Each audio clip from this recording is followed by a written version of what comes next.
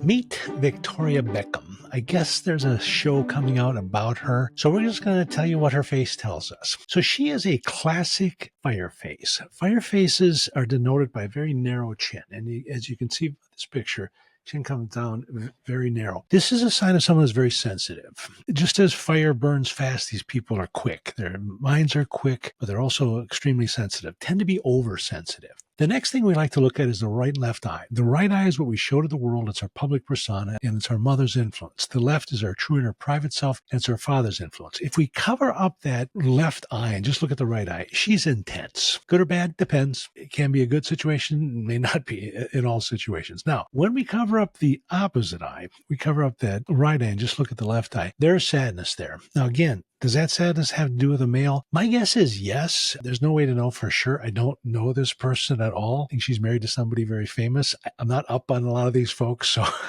I apologize to Victoria for not knowing much about her. But again, there's some sadness there. Facial features tell us a lot. Her forehead is very wide and very large. This means she kind of lives in her head. She enjoys the process of thinking. She's a thought leader. She's a list maker.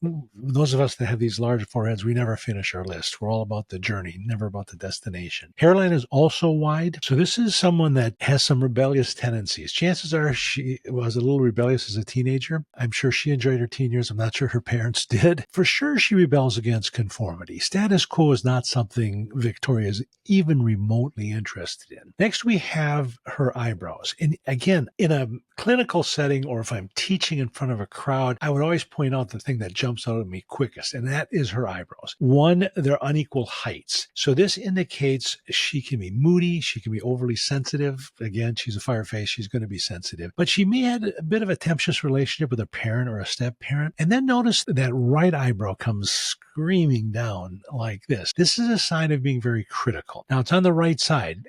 Did she have a critical mother? Possibly, but you'll see this a lot with people in the public eye. They're going to be very critical of themselves. You see it with athletes all the time because they're hypercritical of their performances and that type of thing. So probably a tad critical of herself when I look at that eyebrow. Her nose, mostly look at the tip of her nose. She has this roundness to the tip of her nose. We refer to this as a gourmand nose. She's a quality over quantity individual. She'd rather have a very nice piece of jewelry than a bunch of crap she doesn't care about. Again, it's good taste, probably is a very good cook, or at least enjoys the finer things, finer foods in life. Cheeks are flat. Cheeks are about confidence. Does that mean she's not confident? Not necessarily. When we see flat cheeks, they tend to resist authority. Can be a little moody. Again, like to avoid conflict. You'll see this commonly with people that are sensitive. They don't like conflict at all. Cheekbones, very high. This is a sign of high standards. Anything high in the body, just think high standards. And she has extremely high standards. And again, probably very critical of herself and attempts to maintain those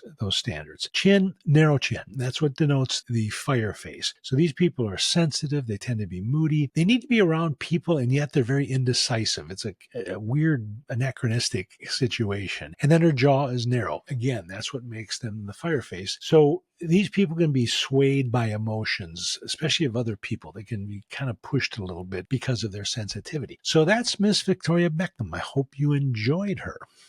We're asked over and over and over again, can you read my face? The answer is yes. Matter of fact, I'd love to read your face. All you got to do is go to WTFWhyTheFace.com.